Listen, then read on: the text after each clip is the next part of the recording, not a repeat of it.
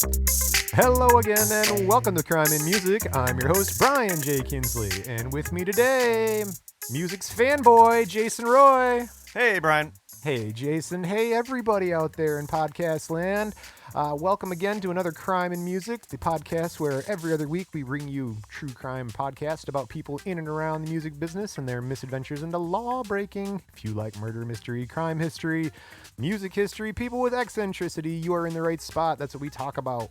Talk about people who are musical in some way, impacted the musical world, and they got to reach heights of fame, but either on their way up or on their way down, they kind of broke the law, and we break down what the broken law was. It's a lot of breaking. It is. Sorry, I was distracted by a fly on the wall. That is my attention span today. Well, we hope we have your attention span, so tune in, turn on, and let's talk about it. This one, I think there's even a dropout in here, so we'll get there today. But first, Jason, Roy. What's happening? What is happening with yourself? Not a whole lot.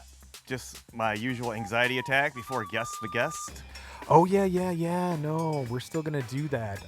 Today is going to be a little different, though, because it's sort of close to the Halloween holiday for us. So we're going to have a little special treats all day today. Ooh. Oh, I just watched the Monster Squad. I made that noise with my mouth, just in case for people Did you really? wondering. Yeah, it's like those old Police Academy movies. I was doing that. Do it again. Okay, hold on.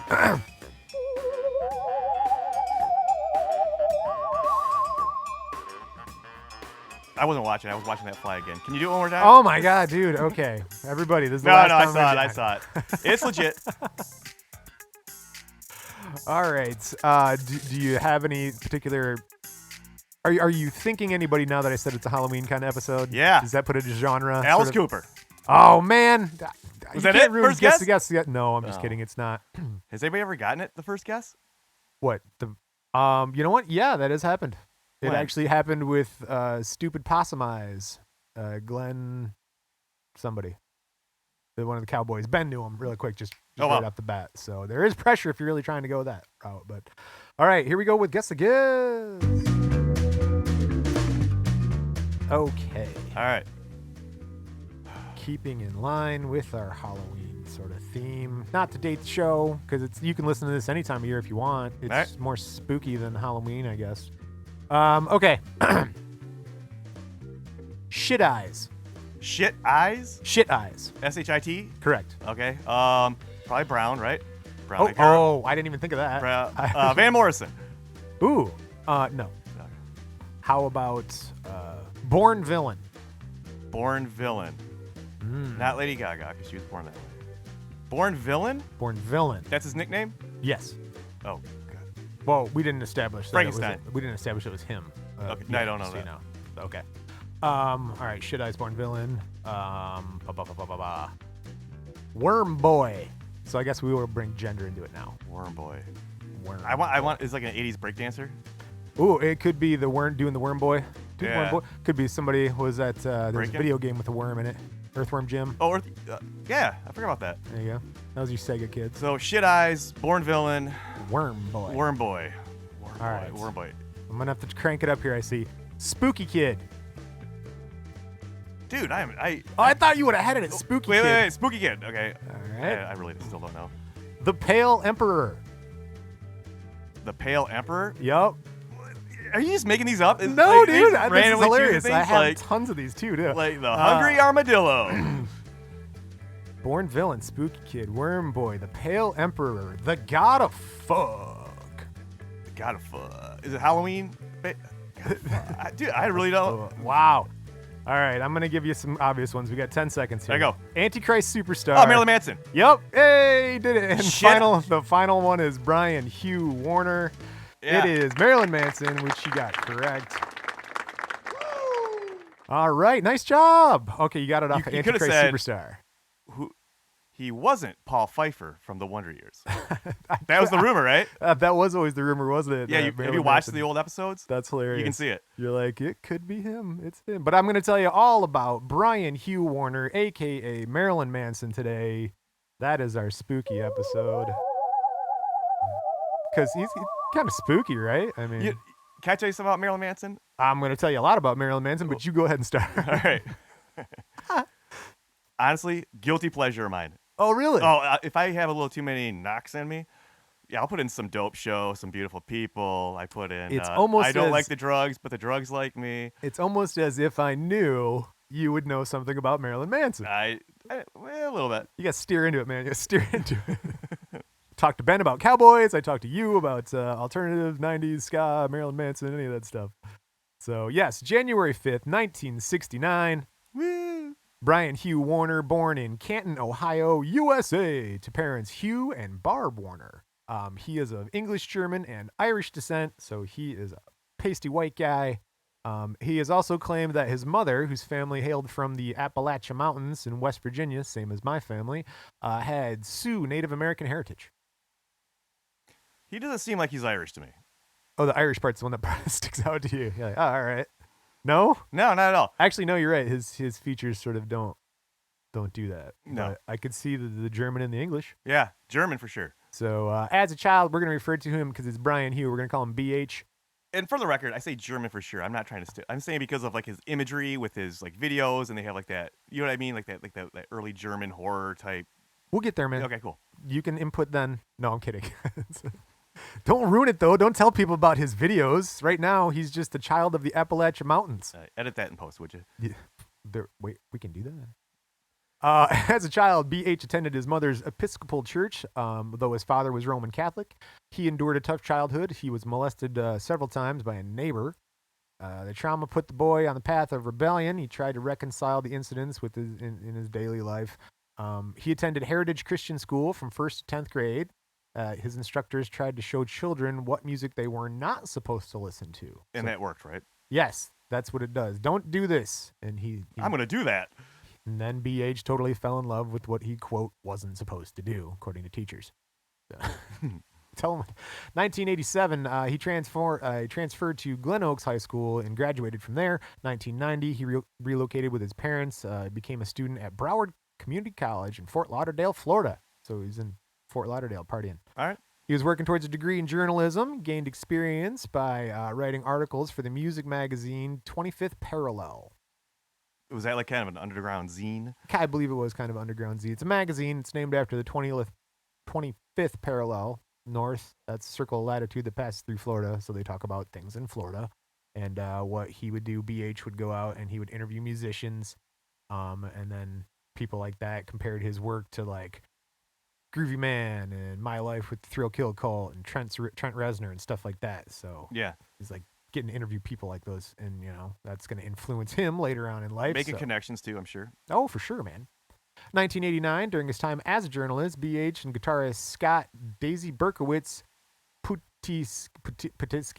But you guys, that was Marilyn Manson, not the individual, but that was their. No, they formed Marilyn band. Manson and the Spooky Kids. Okay, yeah, but that was their thing, right? They would take a name that was something like, okay, Marilyn Manson, Marilyn Monroe, something, Hey, don't blow it. We'll get there. Oh, man. You want to share so much. I'll shut up for the next hour. No, it's funny. It's just the very next bullet part. He stated he got the name from his alter ego by combining Marilyn Monroe's first name with Charles Manson's last name. Now, see, later the band would change the name simply to Marilyn Manson, and he said in an interview, quote, I trademarked the name Marilyn Manson the same way as Walt Disney and Mickey Mouse. It's not a stage name. It's not my legal name. Marilyn Manson is owned by Brian Warner, my real name. End quote. So BH teams up with Jordy White, also known as Twiggy Ramirez, and Stephen Gregory Beer Jr., also known as Madonna Wayne Gacy. I know you know these things. Yep. In two side projects, Satan on Fire, folk Christian metal band, where he played bass guitar and the drums, and then Mrs. Scabtree, a collective band formed with White and then his girlfriend Jessica, the vocalist for the band Jack Off Jill, and that was a way to sort of get the contractual agreements that prohibited Marilyn Manson from playing in certain clubs back then. So you could still get the same band to play, the same people. They just had to call themselves something different, and that's what they did. So Marilyn Manson played drums? And bass for a little while. Oh, wow. He's like the Geddy Lee of goth. Think he's that good? No. You just wanted to name famous bass That's player? my name drop. Nice. But I'm always amazed, though, like his band, Marilyn Manson. I'm putting myself in the shoes of the other dudes in the band, like the ego on this guy. The bands that named themselves after the lead singer. Oh, like my Marilyn gosh, Manson, dude. Dave Matthews Band. Like all these bands, like, like we come something different. Maybe like the Spooky Kids. Let's just keep that going. Guess I'm working No, for Marilyn you. Manson, it's me. Oh, yeah, but we're the spooky kids. No, Marilyn Manson, we decided. Damn it. His votes count more. 1993, the band draws attention of Trent Reznor. He's like, hey, man, I remember you. You're the guy doing the interviews, right? And so he produces their 1994 album, Portraits of an American Family. Did he, when he did his interviewing, did he have like the wonky eye with a different colored contact and the scars on his bare chest with his hair down? I don't think we've got to the scars yet. No Okay. spoilers. What am I even here for today, Brian? You're just here to listen. You're just here to listen. I'll text you my responses and let me know if I can say them. They released this Portrait of American Family on Nothing Records label, and people liked it. Do you know that one? The what?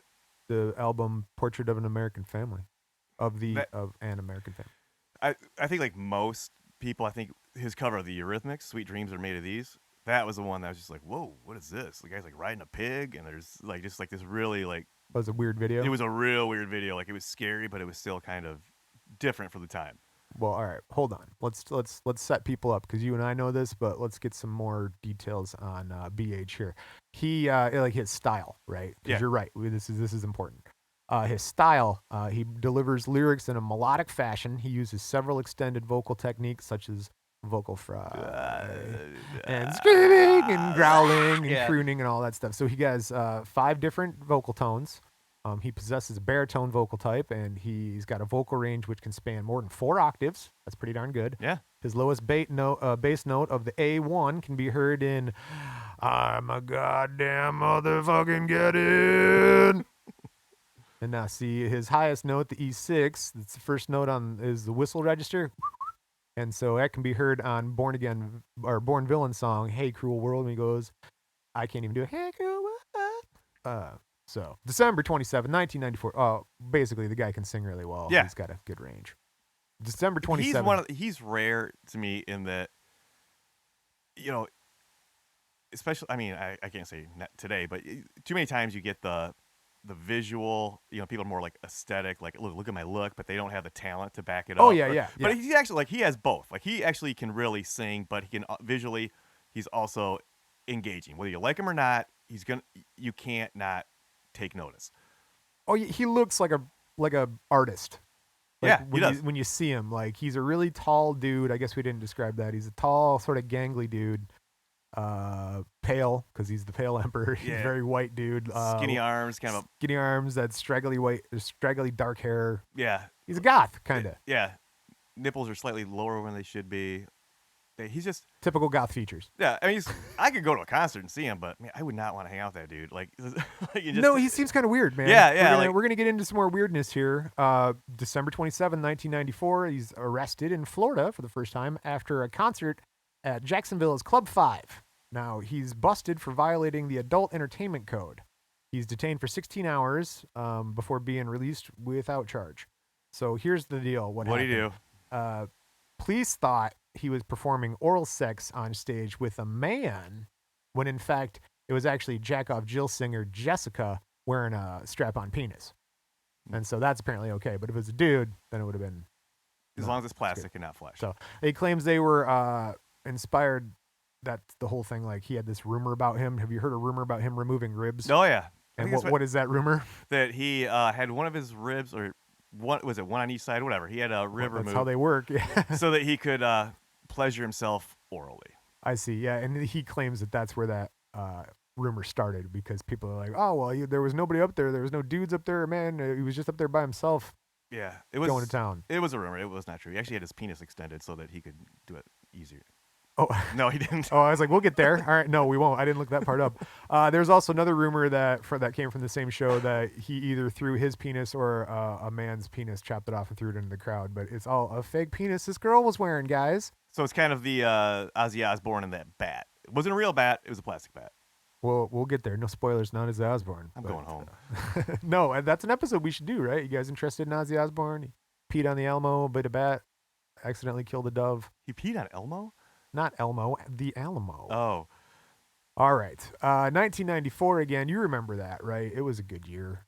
Don't even say what happened then. I won't. While recording B-sides for the Lunchbox single, BH invited a deaf groupie to the studio, asked her to strip naked, decorated her with hot dogs and salami and pig's feet, and took photos of her.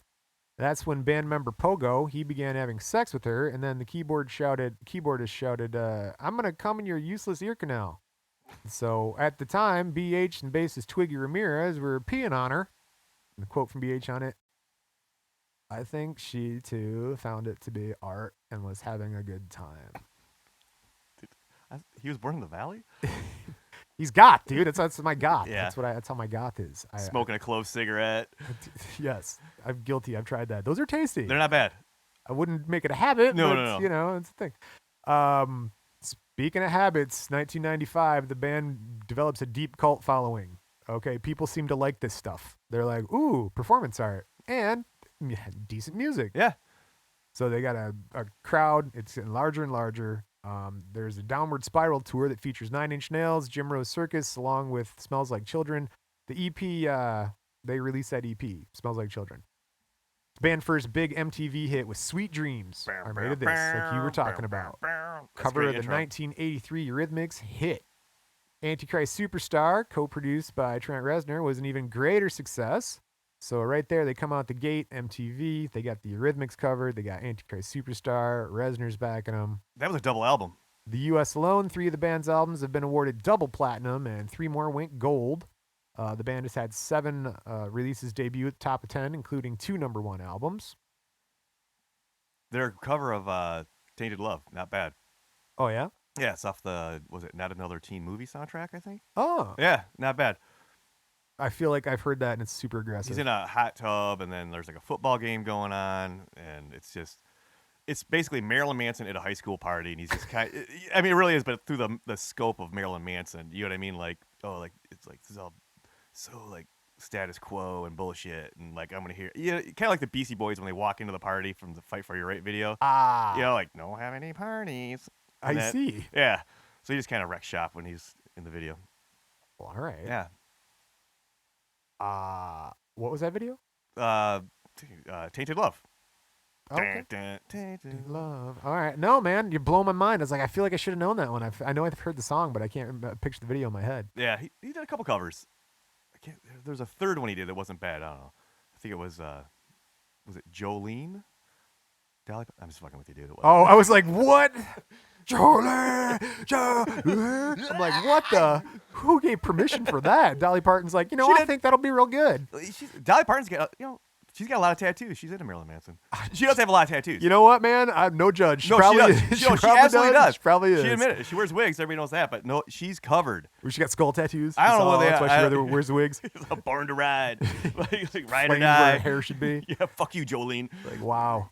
But no, she does. And I'm not making that up. Like that's why she either puts body makeup on it. But yeah, she's got sleeves and everything, dude. You're blowing my mind, man. Yeah. Well, there you go. All right. Speaking of legendary producers like Dolly Parton, BH first works as a producer with that band we talked about, Jack Off Jill. He helped name the band and produced the most the band's recordings. Also played guitar on one of their songs called My Cat, and that's the band that opened for them most of the time when they were doing their South Florida shows. So here's a part, 1995. BH. Was Morrison when he was all whacked out and when he got arrested for indecent exposure? Was that in Florida? I believe that was in Florida. We back in Florida all the time, man. Go ahead, cut loose. No. Like I think it was you and Ben talked about, was it the Florida Man Challenge? Oh yeah. Where what is it? You put your name in. Yeah, well, no. You put your birthday in, and then Florida Man, and see what happens. And yep, because there's always going to inevitably be something that happened in Florida. Ridiculous. With your birthday. What happened? I can't remember, but it was just absurd. Ben's did it. I think he had something like an alligator was riding shotgun in a car, and they got pulled over. Florida Man. And then mine was something about. I thought this was America. Somebody parachuted somewhere they shouldn't have. I don't remember. But Florida Man Challenge. Yeah. I had to crack a beer. And now we're back. Okay, here's a quote we have from an interview from BH in 1995, just telling you about what the world was back then. He says, quote, I forgot to tell you about the time we smoked human bones. And then he goes on to talk about this time going grave digging in New Orleans. Yeah. Like, pick bones like strawberries. And then he's like, we talked them into chipping off pieces of the bone and putting it in a pipe and smoking it. And we smoked it too. It was terrible. It smelled like burnt hair and gave you a really bad headache and made your eyes red. Dude, if you want to smoke some bones, you don't have to go grave digging to do it. It's a lot of work. This, I don't just get an old chicken. Like, That's what I was thinking. I'm not digging stuff I up. was like, debone a chicken, bro. Yeah, You'll be fine. If it was great, people would be doing it long before you thought of this. No, right. They convinced some people to smoke Tic Tacs after that too. So I think they were just trying to smoke stuff on tour, just like let's see how to smoke around here, guys. Yeah. And so, September 1996, former bassist Gidget Gein negotiated a settlement with BH where he would receive $17,500 and 20% of any royalties paid for recordings and any songs that he had handwriting in, and his share of any other royalties or fees the group earned while he was a member, and he could market himself as a former member of Marilyn Manson. Oh, this is so appropriate. Ooh, spooky, spooky. Yeah. There's thunder in the background if you guys can't hear that. Spooky, spooky skeletons. That's how scary it was when you take Marilyn Manson to court, because that dude, the bassist, was like, I want all these royalties and stuff, and the settlement was not honored. That's a low number, dude. 17K? 17.5 and 20% though. Oh, okay. So give me some cash, I guess, for my time in the studio, and then I want 20% of all the stuff I wrote. And they're like, no. Moving on. 1997, BH makes his film debut as an actor in David Lynch's Lost Highway. Did you see that one? David Lynch, right? What was the one he did? Twin Peaks, right? No. Was David Lynch? Did he do Twin Peaks? I don't know. This is your era. Yeah, I think he did. Okay. But I know now more than ever. I'm not trying to jump too far ahead, but I mean, do I call him Brian or do I call him Marilyn? Is BH. BH. I know he's like Sons of Anarchy. Wasn't he in that? He is in that, yeah. Yeah, he does a lot. He's kind of doing a lot of the acting. It's funny. Like, you look at him and it's just, he looks like a middle-aged, like, accountant. Like, Not right now he doesn't. It's 1997. But in 2000. Did you ever see Party Monster? Oh, with Macaulay Culkin and, Kit Culkin, or was it Macaulay Culkin was in that? And Seth Green. I never saw it. I didn't, but I know. Apparently Marilyn Manson was in that one also. So he appeared as a guest in performer on DMX's album, The Flesh of My Flesh, Blood of My Blood, and in Godhead's 2,000 Years of Human Error album, the only album release on his vanity label, Posthuman. So he has his own vanity label now. He also had a quick cameo in, what was the Eminem video? What was it? Smelling like a rose. Isn't that Power Man 5000? Right? What is that? Oh, hey, I like Power Man 5000. Well, the one song. But no, it was I like that one song by that group. What was it happened after there was a mass shooting and they started blaming Marilyn Manson? Oh, hold on. Okay. You're way ahead of us here, man. 1998. Former guitarist and Give founding... me those cards. I take it over. Okay, that didn't work at all. It made it worse, That actually. made it worse. I'm smoking bones right now, Brian. That does smell like burning hair in here. That's really weird. Okay, speaking of burning hair and burning bridges, How are you going to make this connection? I just did. Just do it. Burning hair and burning bridges. Okay. January 1998, former guitarist and founding member Scott, Weiland. a.k.a. Daisy Berkowitz. I remember him. He was the one that looked like almost like dreads. Yeah. You know what I mean? But they were also kind of like in pigtails. Yep. Pigtails are the one. And then he wore like a sundress. I was just It going was to like say, really yep. tattered. Looked like what's the doll that's possessed? Not Chucky. No, not Chucky. Not the Bride of Chucky. But you want to. Right. Oh God, what is it? It's like on Netflix. They always like the doll. It's based on a true story. Annabelle. Annabelle. Yeah, it's like this little Annabelle dress. That's creepy. We put a long tail on that kite, didn't we? Yeah, a little bit. Well, he files suit. He got a $50 million lawsuit in Fort Lauderdale courts against BH there and the band. And the band's attorney, after he quit the group in the spring of 1996, he claimed thousands of dollars in royalties and publishing rights and performance fees, filed a malpractice suit against the attorney also. And then, well, there's a quote here about it. He says, quote, co-to-co. Do the voice. There's no voice for it. Berkowitz. He's okay. Just make one up. Berkowitz. You're right. Howard okay. Co-to-co representing Warner's interests Jersey. more than the band's interests. He gave Warner disproportionate control. And so by You want to go to LaGuardia? well, right? I mean, that's funny. By October of that year, the suit's been settled out of court for an undisclosed amount. So basically, BH paid him off. He's like, "Look, dude, stop bringing trouble in the court fees. You're just you can pay off here." November 30th, 1998, the few days after the band accumulated more than $25,000 in backstage and hotel room damages during a Poughkeepsie, New York stop of their Mechanical Animal tour. They busted up a hotel room, $25,000. I think some of that may have been deliberate. Like you hear stories. Wait, for example, Sum 41, right? What was their big first one? Tell me. Fat Lip, like. Yes. Yeah, I was banging my head along. I'm sorry, you guys can't see me. Yes. But their manager would tell them like look, trash this room. Like What? They Why?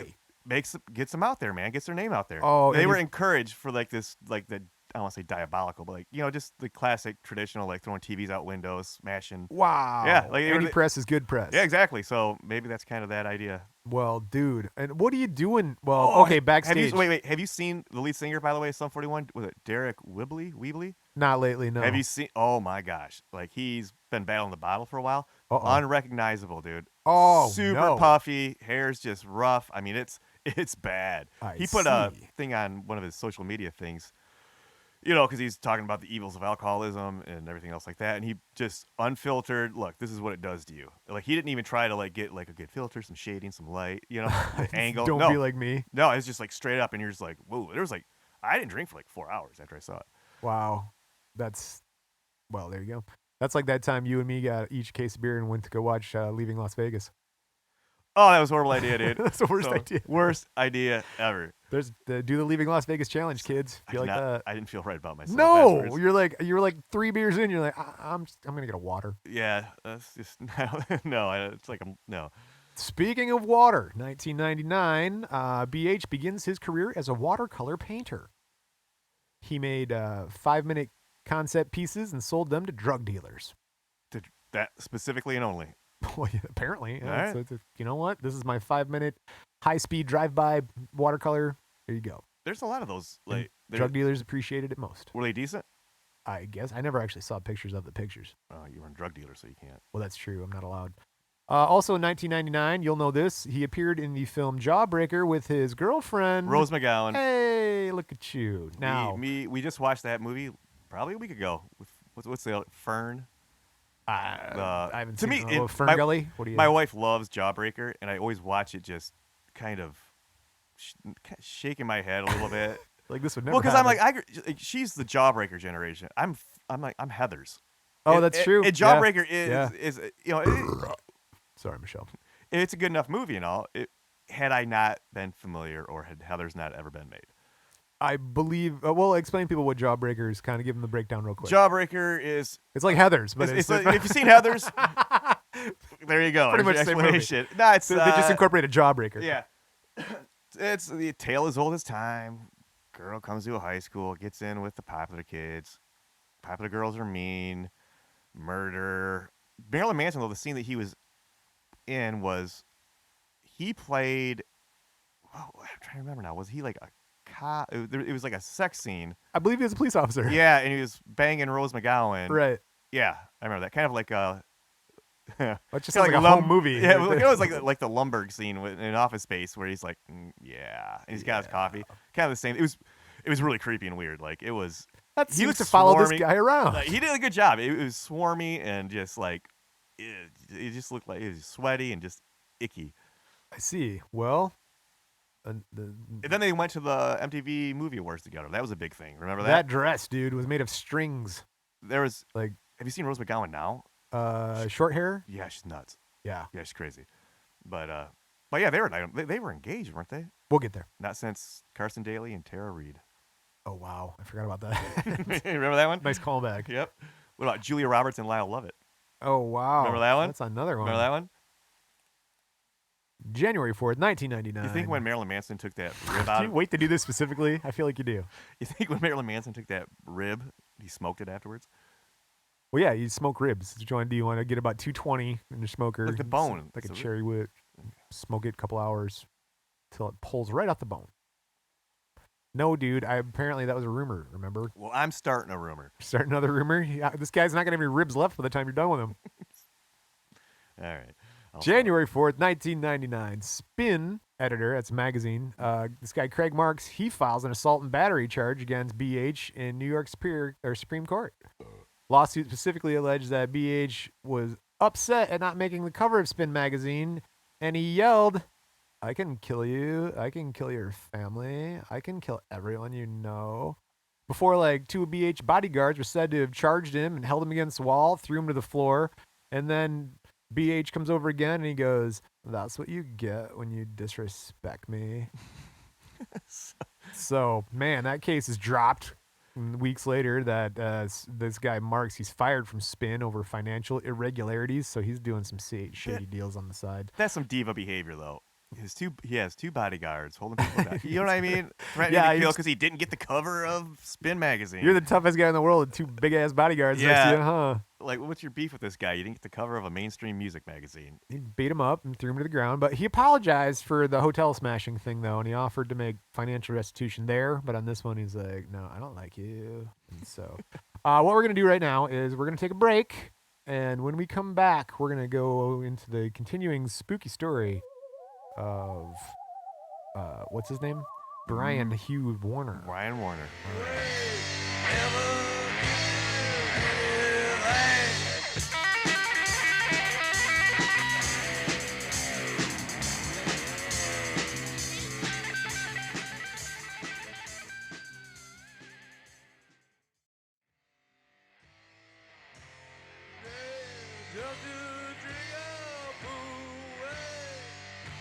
And we're back. Is that Danzig? Right? I used to play in Danzig in high school. Perfect Wolverine, dude. That would be the sweetest. Who did I just hear they're talking to for Wolverine? Oh no. Oh no. Yeah, I saw it too. I was like, no. Yeah, don't do that. It was some pretty boy. It was a pretty boy. Zac Efron or somebody like that. Was it Zac Efron? No. That's not our podcast. Not The our world will area, never so know. we're back there. Here you go. Here's what you're talking about. 1999, BH faces some controversy when his name is linked to the massacre at Columbine High School shooting in Colorado, USA. So very briefly, there was a kid who went into a high school in Colorado and shot up the place. Two kids, trench coat mafia. Yeah, it sucked. Yeah, So horrible. right at that time though, BH, he's America's. He was in. Sorry to interrupt. It's your thing. That's what I do. No, he was it Bowling for Columbine, the Michael Moore documentary, Okay. and it's actually not a bad interview. And I'm not making a stance either way, just so you know. But Marilyn Manson is being interviewed by Michael Moore, and you get kind of a glimpse as to like Marilyn Manson's experience. I'm sorry, Brian's experience in grade school, high school, and because he talks about that, and he doesn't justify what they did. I don't think anybody could, but he does empathize. You know what I mean? Being told every day that you're this, you're that, Yeah. and he can identify with those feelings. So, yeah. Well, he takes heat for it. Yeah. He ends up being public enemy number one and the primary source of outrage for a bunch of watchdog organizations in the U.S. The Blue Angels? No, those are airplane pilots. Oh, Guardian Angels. The Guardian Angels. I don't know if they didn't like him, but a lot of people didn't like him, man. Like moms groups and stuff like that. And like, this kid's turning our kids into Satanists, and that's why they're shooting up things. And he wears black, and they wear a bunch of black, and like, oh my because God. of a song. Yeah. So, in sworn testimony on the American Family Association website, claimed his concerts specifically involve bestiality, satanic altars, ritual rapes, and distribution of free drugs. But the thing is, Marilyn Manson, yeah, that's his thing, like shock value, and I honestly though believe like he believes what he's doing. Like I think he feels like it's like Lady Gaga, like it's art, it's his art. You know what I mean? I think to some degree. But honestly, we've seen this. Alice Cooper, to some degree, even Madonna, Kiss, Oh yeah. AC/DC. They're Satanists everywhere. Chuck Berry.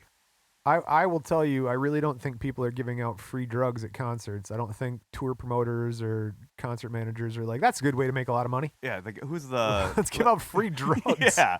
Huh? What could go wrong? But who was the blues legend? B.B. King? No, sold his soul to the devil. Oh, Johnson. Yeah.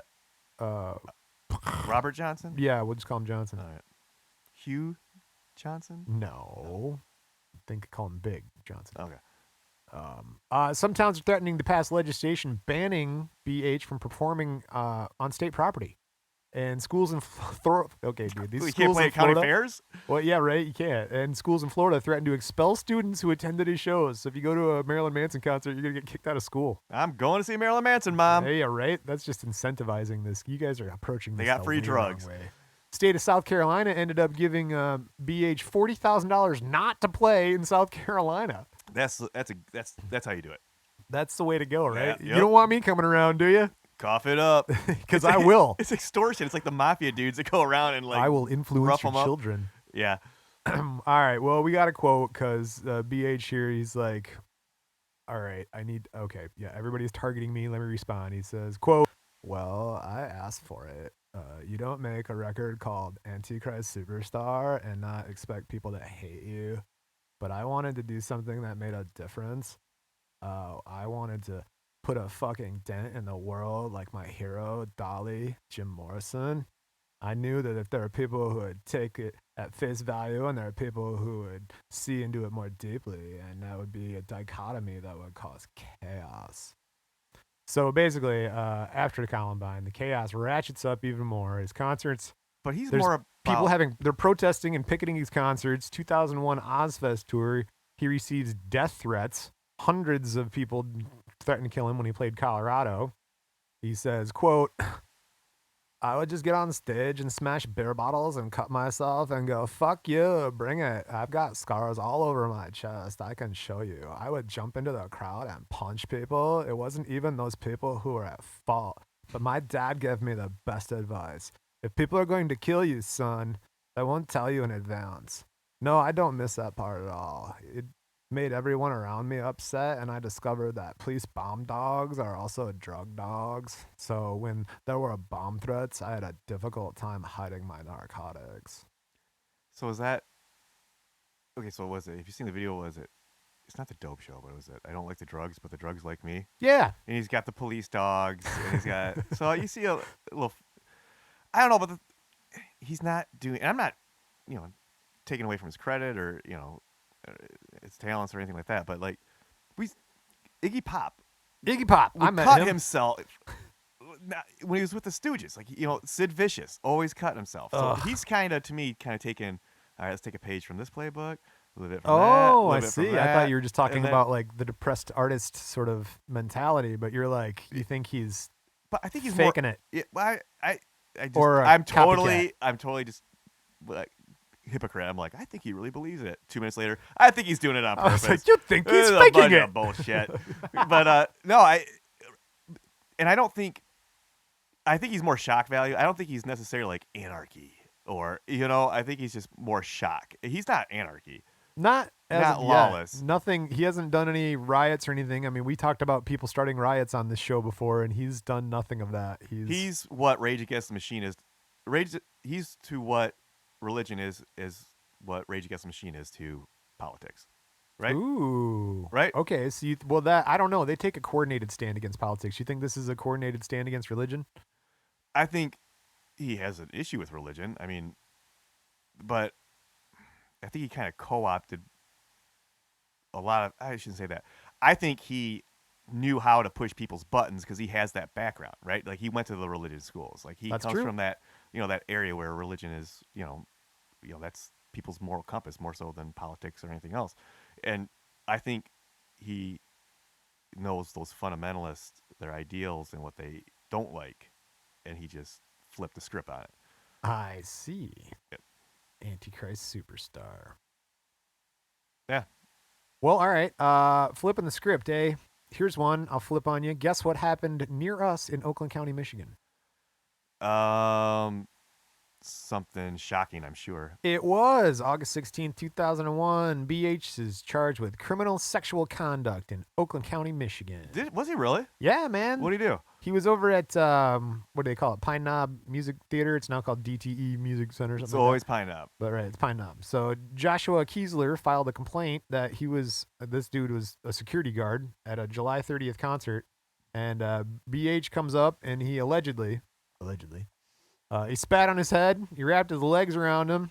He's wearing a thong and he starts gyrating and rubbing his penis on this guy's neck. I do know this. You're right. Right when you say, I do remember this. You do? Do Yeah. you really? All right. I well, was that security guard, Brian. Oh my God! So questions for you. So how did it feel with this penis on your neck? And It was shocking at first. I didn't. I thought it was good.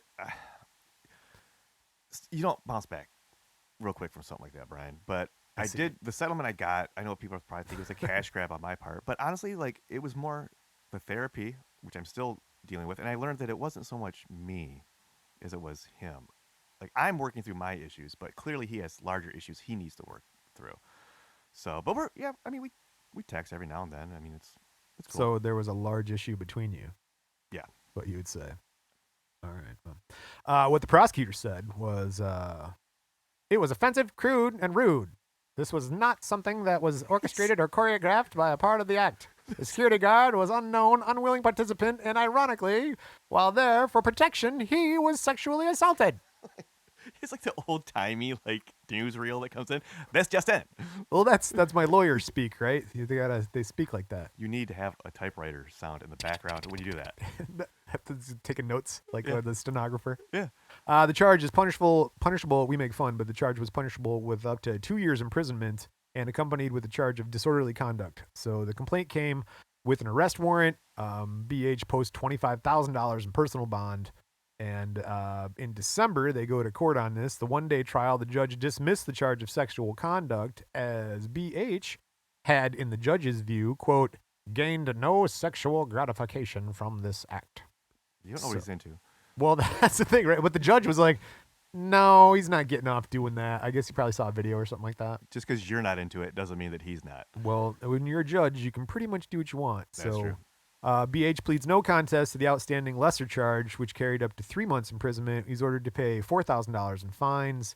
After the trial, the security guard, he tried going after a civil suit. That was dropped. They settle out of court, so a little payola, and that's the end of that. Don't you feel though sometimes when people 40 settle grand. out of court, like that's to me, it's sort of an admission. Oh yeah, Like, I mean, I hate to be that guy, but yeah, you're right. Yeah, you did it. You're like, look, man, I'm gonna pay you because I don't feel confident enough in winning this court case. So what's a number? Shut up! Yeah, just start yelling numbers, Stop it. bro. Take the check. Right, so right. And like, okay, what's your number? And here's the thing, man. I hate to be a dick, and you can be as idealistic as you want, but everybody's got a number. Oh, without a doubt. Like you keep adding zeros, someone's gonna say something. Yeah. Like, what's his name? Tim Cook or whatever. He does something to you. He can just start writing O's on that checkbook. Dude. Yep. And he's going to hit one. You're going to go, well, okay, let's talk. That's my price. $500? Done. Wow, 5. I was at 50. But like, oh, there's a whole fiver in there. There's Yeah. a Lincoln. Lincoln's on the 5, right? I sound smart. And a selfie. All right. And the penny. September 13th and 14th, 2002, he does his first art show. So he does Watercolors? Yeah, well, they're there too. He does this thing called the Golden Age of Grotesque. It's at LA Contemporary Exhibition Center. So he's in LA. And he introduces him to the world of art in 6 shocking words. He just comes out and says, I am the god of fuck. And so they got like weird art things playing around. You got videos of like football jocks fighting goths on a high school football field and sort of weird phantasm things and stuff. And so his quote about his art show was, he put his quote, my point on earth is chaos. I'm the third act in every movie you've ever seen. I'm the part where it rains and the part where the person you don't want to die dies. So you'd think he's like into this art thing, right? Like he's got it all down and stuff like that. But Yeah. Art in Americas, that's a art critiquing magazine publication website thing. This guy, Max Henry, he goes, they look like the work of psychiatric patients given materials to use as therapy. It's like this would never be taken seriously in a fine art context. And so it's the celebrity, it's not the work. Yeah, but That's you do where have the some value celebrities. is. Like, have you seen like Kurt Cobain? Have you seen his art? No. They've done it, and they've actually.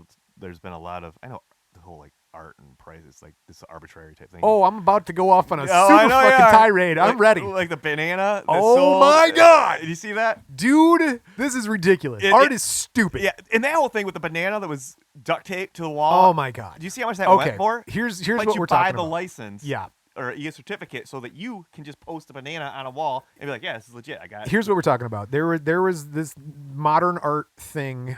I want to say it was in Florida, to be completely honest, on exhibition where somebody duct taped a banana to a wall. That was it. That was art. That was it. Like, it could have been the guys setting up the scaffolding's lunch, and they just stuck it to the wall, and that was art. And it's literally been quoted for like $500,000, $1 million.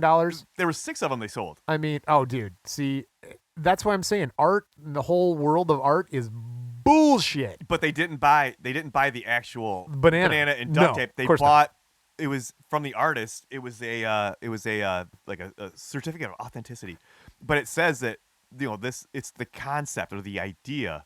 So No. if I were to take a banana and duct tape it to a wall, you're like, get that fucking banana off my wall, and you wasted some duct tape. Right. Let's say you have one of those little certificates, or that you own that, that you can do that, and it's just as valuable as the original. Yeah.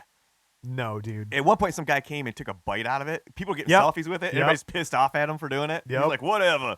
He was like a dentist. I read that article. Yeah. He was all upset. He's like, I didn't know. I just thought it was a thing. You see a banana duct tape. It's so stupid. Because here's the thing, right? You can do, like, we can talk painting even. We'll talk painting. So you can do like a line and a dot, like an upside down exclamation point. And some people will value that at $3 million if it's got the right name and the right pedigree behind it. But Yeah. if you and I did it, they're like, oh, well, you don't understand art. Yeah.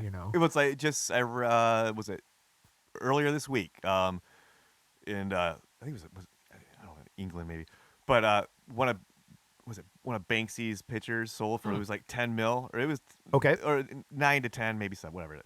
But what it was have you seen, like, is it Monet that has like the bridge and they have like the flowers floating in the water? Okay. Yeah. Yep. Well, Water lilies. yeah. Yep. Exact same picture, but he put in a traffic cone and some old shopping carts. Oh, Into the genius. picture. Sold. Yeah, I do like the guy's stuff sometimes, but Banksy's cool. But yeah, I'll give him a pass, but like, because he's doing the thing that you hate, and he's pointing that out, like how Right. bullshit it is sometimes. It's 100% bullshit, dude. It Yeah. just drives me nuts that it is all who you know. It's all circles of influence. It's Yeah. you're all just passing this money around when art really is whatever you want it to be at that Yeah. point. Like, I can make a cube in wood shop in high school and it's a step stool, and yet some dude can make a cube out of plywood and it's the next, you're like, oh my Yeah. God, it's transcendental humanism in its human form. You're like, what? Yeah, perfect case of that. I was spray painting some old picture frames because I wanted to, like, well, I'll give it a try. Maybe I can refurbish them. There you go. So I had a piece of, like, it was like a small piece of drywall behind it. This Right. Scrap. And so I put it on there, and then I just started spray painting it.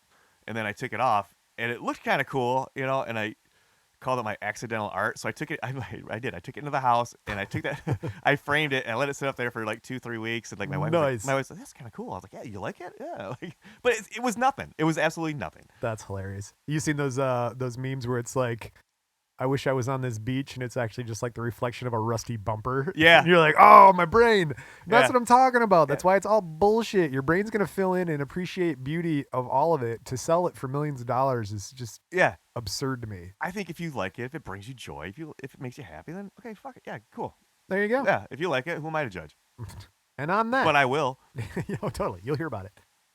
Speaking of bringing joy, March 22nd, 2004, BH and Dita Von Teese get married in a private non-denominational ceremony officiated by a Chilean film director, Alejandro Jodorowsky.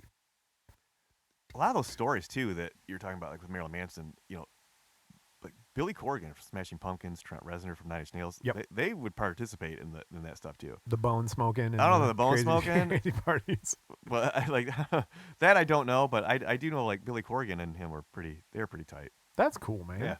Yeah. Did you know about Dita Von Teese? Is she the tattoo artist? I believe so. Well, no, that's Or is she- Kat Von D. Oh, That's different. She's married to a different weird guy. Dita Von Teese is the queen of burlesque. She's a burlesque dancer, a model, and a costume designer. So they're married. So now he's married. wow. Good for you, buddy. September 14th, 2004, he's got his second art exhibition. First night in Paris, and the second night's in Berlin, so he's gone international now. Probably wearing a boa he always wore a lot of boas. Oh yeah, no, boas. I think that just screams art right Yeah. there. That says artist. I'm wearing a boa or pro wrestler. I mean, you got two avenues, and he has. Well, you know what? He looks like he could be a pro wrestler. Well, they did use "The Beautiful People" as the intro song to who was that? Was that Triple H when he would come in? You're right. Somebody did. We used. All right. Breaking the fourth wall. Jason and I used to watch a lot of wrestling with Ben. Yeah. Back in the day, is like Monday Night Raw and Thursday night, whatever the other one is. When John Cena used to wrestle with Bling Bling. Oh, dude! I remember when Or was that his name? John Cena was John Cena, he'd come out in the yellow and purple and lose. Like they're like, oh, you know, he's gonna lose. It's Cena. And he do this wrestling in jean shorts. Like I'm not Who betting on wrestles that. in Dude. jeans? They have to be stretchy. Those have to be No. like those magic yoga pants jeans that people Yeah. wear. You know what I mean? Jeggings. Jeggings. They have to be jeggings. John Cena wears jeggings. Yeah. Hashtag I like that dude. He's a Cena super nice jeggings. guy, man. Seems like it. Of all the Make-A-Wish Foundation, like people that participate in that program, like celebrities, he holds the record for the most. What do you mean? Like most Make-A-Wish visits and Foundation stuff grants. like that? Yeah. There you go. Yeah, he's a good guy, man. Well, kind of like the Make-A-Wish Foundation, we got a three-headed Christ in this one at this art show. He painted 300. Yeah, it's called the Trimegistris, which is the title centerpiece here at this exhibition. It's a three-headed Christ painted into an ancient wood panel, or antique wood panel from a portable embalmer's table. So they took the old table, painted a three-headed Jesus on it, and called it art. I'm just painting 300 heads on something like that. Which is three, I think. I don't think 300. I Oh, thought you said- could, though. I thought you said 300. Oh, no. No. Even 3 is a bit much. That's more than you need. That's more than you need. July 2005, BH tells Rolling Stone that he's shifting his focus from music to filmmaking. He says, quote, I just don't think that the world is worth putting music into right now. I no longer want to make art that other people, particularly record companies, are turning into a product. I just want to make art. So he's going to the film, man. So what was his first feature film? Well, we'll get there in a couple cards here, I think. Maybe. I don't know. We'll see if we talk about it. Just make one up. The Dora the Explorer. Have you seen that? I can't even get It's myself funny. to watch it. I don't. Is it funny? Yeah, it's pretty It's good. like Dora's like an adult. I really feel uncomfortable trying to suspend disbelief. Was it Michael? What's the guy from Ant-Man that does? You know what I'm talking about? We talked about him last time we were here. No. He does the stories like on Ant-Man. He's like, Oh, Michael Pena. yeah. He plays a dad in that. He's hilarious. Oh, well, all right. If Michael Pena's in it, Yeah. I might sign up for that one. My ass is in that seat. Well, another amazing actor, Johnny Depp. They were. He uses BH here as his inspiration for his performance in Willy Wonka and Charlie and the Chocolate Factory. I would have thought. I'm not making a joke. Like honestly, and I'm not the only one, but I got like a Michael Jackson vibe from him. Like that whole movie, the way he was acting. And Oh, wow. yeah, I really did. You're not wrong there. That's kind of weird. Well, here's the weird part. Now imagine this. BH expressed interest in playing Willy Wonka in Charlie and the Chocolate Factory. Could you imagine him being like, God. all the candy you want? Run, Charlie, run home. Okay. What's the line? You lose, you get nothing. What was that? You know what I'm talking about? The You- original. oh, yeah, when Gene Wilder starts Yeah. freaking out. But Marilyn Manson like screaming that. Oh. Because like You lose. You get nothing. you can't smell your own shit on your knees. It's right here in the contract. I read about that scene where Gene Wilder goes off like, you lose, you get nothing. What we're talking about is Willy and the Willy, no. Different movie. It's Willy Wonka and the Chocolate Factory versus Charlie and the Chocolate Factory. Those are two separate movies. Yeah. So Willy Wonka came first with Gene Wilder. Charlie and Chocolate Factory came second with Johnny Depp.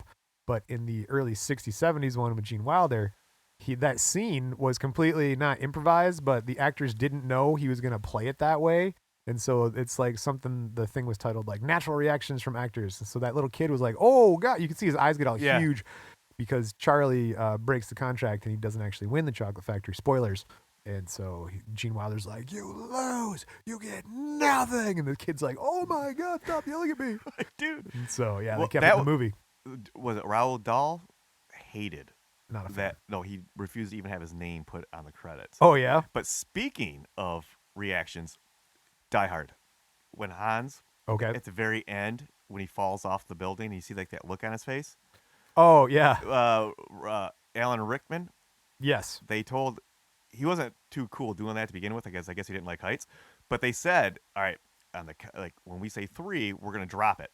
but they dropped it on 2. And that's why that look is sheer terror. Like he was not expecting it. So that's the look they went with. Yeah. That's amazing. Yeah. Right on. Well, speaking of sheer terror, December 30th, 2006, Dita files for divorce due to irreconcilable differences. So now he's got to give up half his shit. Oh. That would scare the piss out of me. It also states that she did not agree with his partying or relationship with another girl. So I can't stay in this marriage if there's the 3 of us. Yeah, that's like the party. You kind of knew that going in, but that's a deal breaker with the infidelity. I agree. August 2nd, 2007, former band members Stephen Bear, a.k.a. Madonna Wayne Gacy, a.k.a. Pogo, the guy banging the deaf chick, files a lawsuit against BH seeking back pay of $20 million. Gacy claims that BH had been using the band's money for personal interest, not paying the band. Among such items are he bought a child skeleton. Whoa, that's dark. He bought masks made of human skin. He bought stuffed animals, such as a grizzly bear, not plush ones, but like alive ones that were alive and now they're dead. Taxidermy? And he bought 2 baboons. He had a collection of Nazi memorabilia. He also spent a bunch of money on his drug addiction and his wedding to Dita Von Teese. Wow. Oh, and he produced a thing called The Phantasmagoria, The Visions of Lewis Carroll. That whole production. Lewis Carroll, who wrote Alice in Wonderland? Apparently, man. So BH is over here throwing money around, putting on stage plays and shit, and this guy's like, will you just pay me for the records, guy? Jeez. So December 20th, 2007, BH countersues him, Gacy that is, Madonna Wayne Gacy, as a reaction to the lawsuit, right? And he quoted, he says, quote, keyboardist Stephen Bear did not carry out any obligations to take part in master recordings of the golden age of grotesque Eat Me, Drink Me concerts of the Rape of the World tour and selling of bound merchandise. So, wow. There you go. Now, Marilyn's not afraid to lawyer up. Dude. Oh my God, he's very litigious. Yeah. Right? Now, which is interesting because in September 2008, that was December 7th, so about 10 months later, former band member Scott again, that Putowski guy, he comes back. The 17K guy? Correct. No, that's a different guy. This is the other guy after that guy. So this is another guy. He sides with Beer in the lawsuit, right? So they team up and they both sue him. And BH settles out of court. His insurance company pays $175,000 in legal fees. Man. Beer receives nothing following the bid to have all of his allegations dismissed and legal fees amounting to $72,000 paid from the settlement money. So they screwed that one dude and settled out of court with the other. After he lost half his stuff from the divorce. Bro. Well, I guess you would be a little bit more clingy onto your shit at that point. You're like, everybody's coming at me? Okay, I'm going to lawyer up. Who wants a piece? Yup. Nope, you get nothing. You get nothing. I'm doing this all day. You're right. Yeah. Well, take a distraction from the music. BH here launches Mansith, which is a gold medal winning at the San Francisco World Spirit Competition, his own Swiss-made absinthe. Oh. You ever had that? Yeah. Absinthe, tell the people, absinthe is a drink. It's a procedure. You gotta, it's almost like you have to, it's like doing heroin. You have to like. Oh, that's a way to sell absinthe. Yeah, it's like a sugar cube, and you gotta drop it into this, and then isn't it like it looks like Listerine, doesn't it? It's a liquor, right? Yeah, and it's supposed to be like, it makes you hallucinate a little bit. That's what they say. Yeah, I remember. You ever seen the movie From Hell? No. With I think, was that Johnny Depp? But it's all about the Jack the Ripper. Oh. Yeah, and that's like the main drink they have in that. Heather Graham was in it. The guy, I think it was, who directed Boys in the Hood? I'm not a movie guy, man. They directed that too, but yeah, no, it was. Sorry, Michelle. I'm a music guy. Yeah, but no, I know it's a process. It takes some steps, and it will make you see things that aren't there. Absinthe is an alcohol. It's historically described as a distilled, highly alcoholic beverage, somewhere between 45 and 74% ABV. It's about 90 to 148 U.S. proof. Rose to great popularity as an alcoholic drink, like you're saying, in the 19th and early 20th centuries, particularly France, among Parisian artists and writers. So it's kind of a hoity-toity sort of fancy drink. The consumption of absinthe was opposed by social conservatives and prohibitionists, partly due to the association with that whole artist bohemian culture. They're like, hey, you're a dirtball if you're drinking absinthe. I think it's more of like a steampunk drink. I think that's kind of what they're saying too. Yeah. Like you hipster steampunk nerd. Yeah. It's portrayed as dangerously addictive, psychoactive, and hallucinogenic, like you're saying. So the chemical compound thujone, which Okay, is Bill present Nye. trace amounts, was blamed for the harmful effects. 1915, absinthe had been banned in the United States and much of Europe, so it's actually banned. Canada, though. I think you can still do it in Canada. Well, for sure. What can't you do in Canada? Oh, Canada. His absinthe, BH's, receives mixed reviews.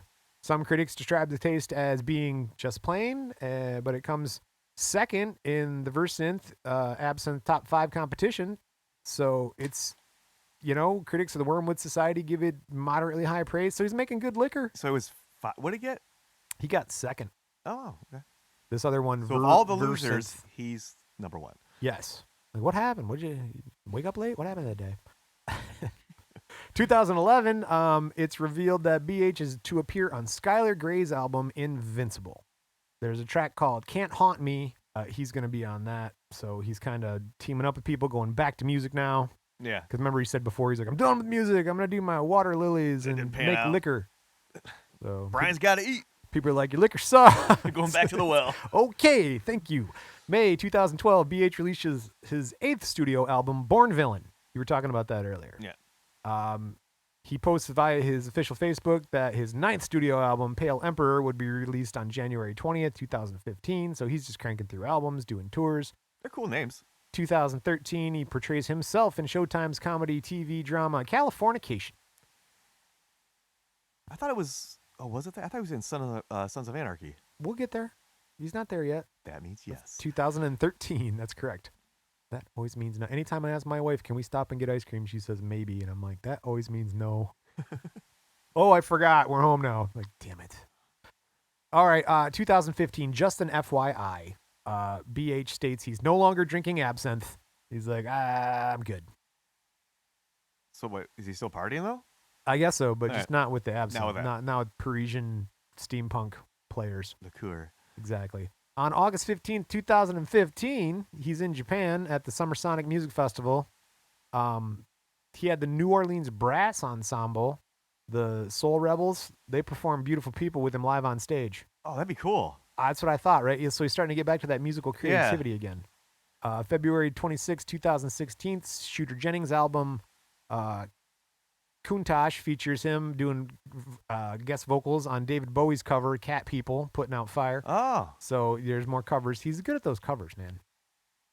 Now here's a problem, though. September 30th, 2017, he's injured by 2 large falling stage props while he performed on stage at the Hammerstein Ballroom in New York, USA.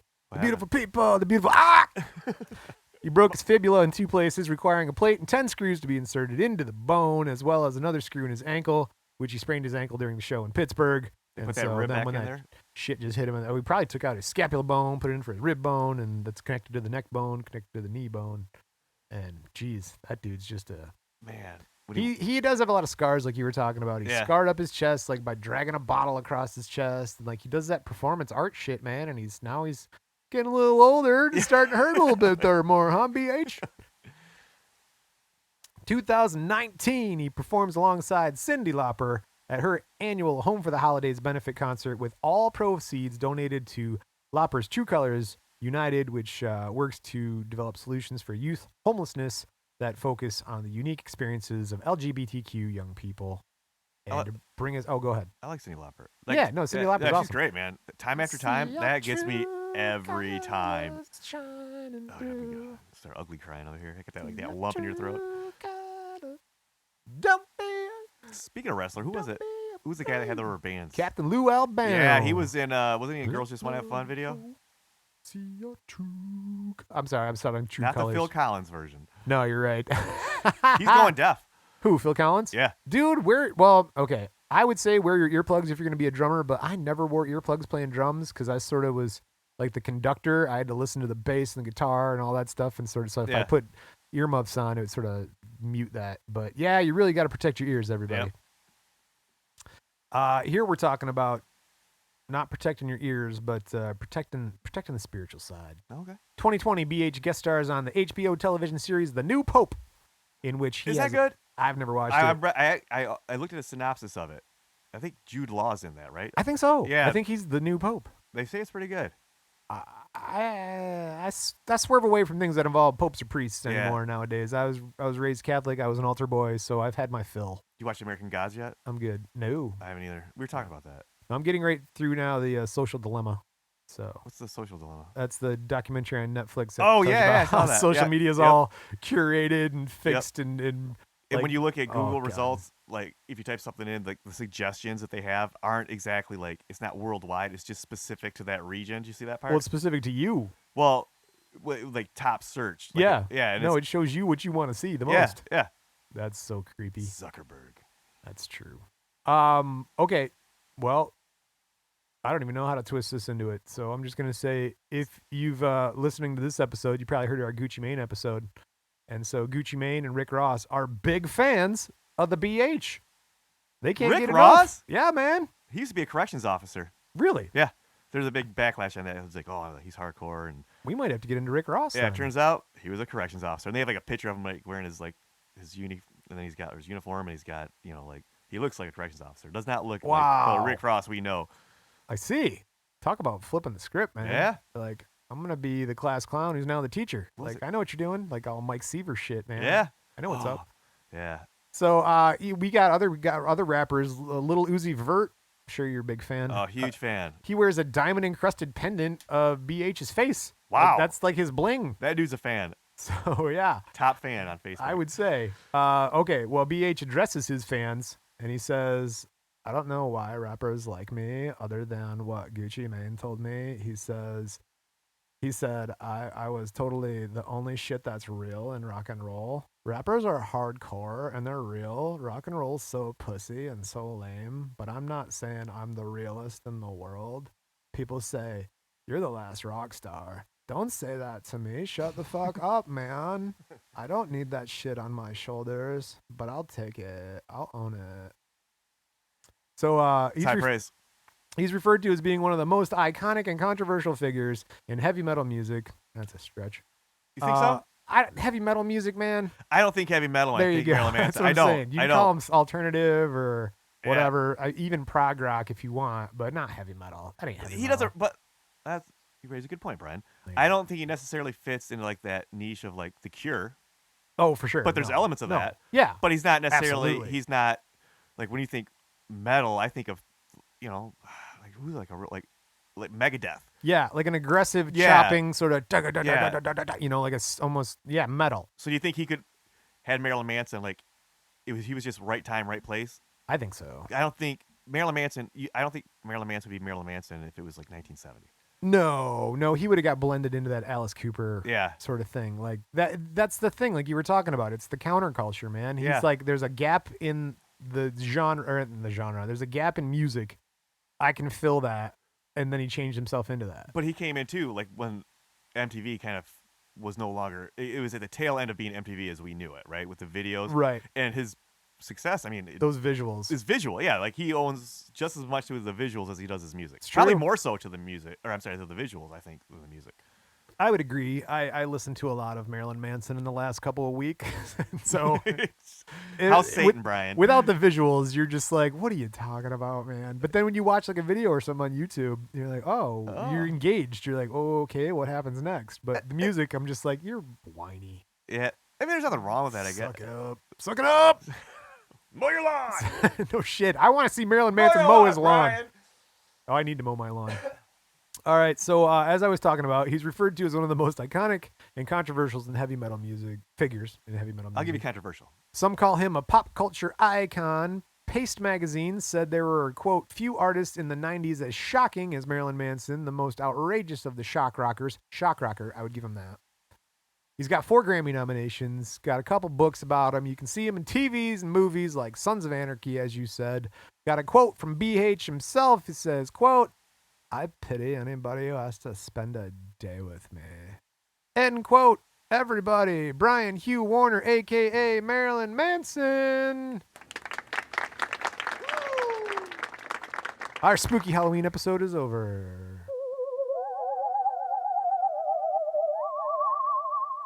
There you go. I liked What'd it. you think about Marilyn Manson? I honestly though I know I came. I don't know. I want to poo poo and I came came across kind of cynical or making fun. But I still like the guy. I do. I think Guilty pleasure, you said. guilty pleasure. But I think I would rather have I would rather have my kids listen to Marilyn Manson than I would listening to uh, Carly B. Oh, yeah? Yeah, Cardi B? Cardi B. What the? Carly B? I'm thinking of iCarly. You want to steer back to Marilyn Manson? Oh yeah.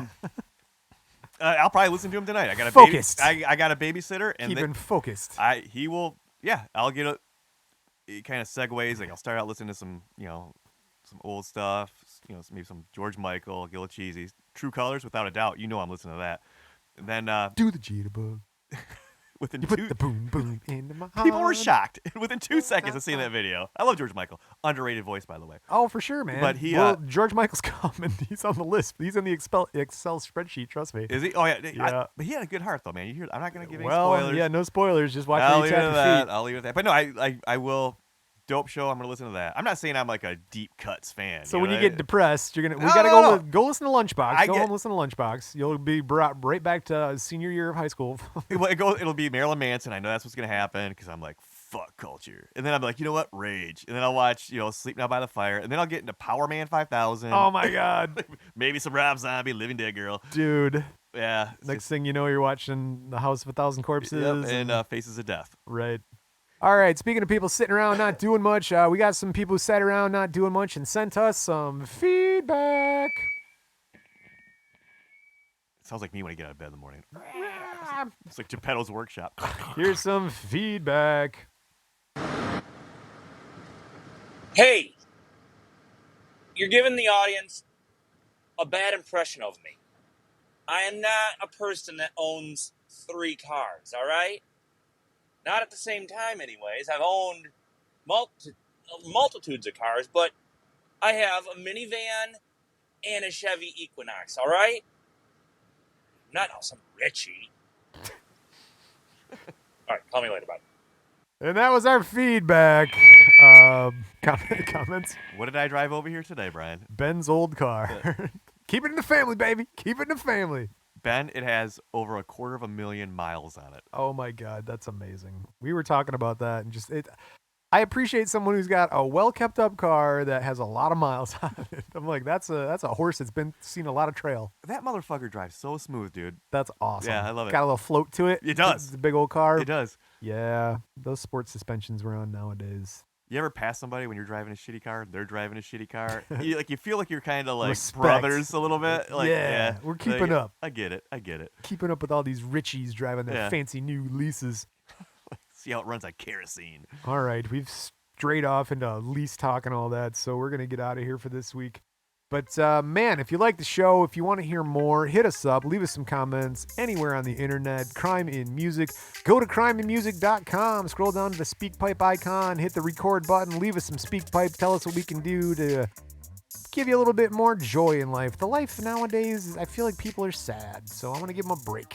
I want to let them have some fun information about music and rock stars and musical people, but I also want to bring it to the real so they hear the real nitty-gritty true crime stuff too, but just to separate from all the pressures of the workday. Listen to how these people who had millions of dollars just fuck up their lives. I appreciate that. And I think they do too, Brian. Feeling depressed? Feeling sad? Here's some information on Marilyn Manson. That's always I do like that. It's that'll like The get you. Simpsons. Like, Right, like the aliens are gonna come yeah. down. Kodos and Kang are gonna come, and don't blame me. I voted for Kodos. I vote for King. All right, guys. Anytime you need us, you know where to find us. Crimeinmusic.com. Like the song says, never trust a big butt and a smile.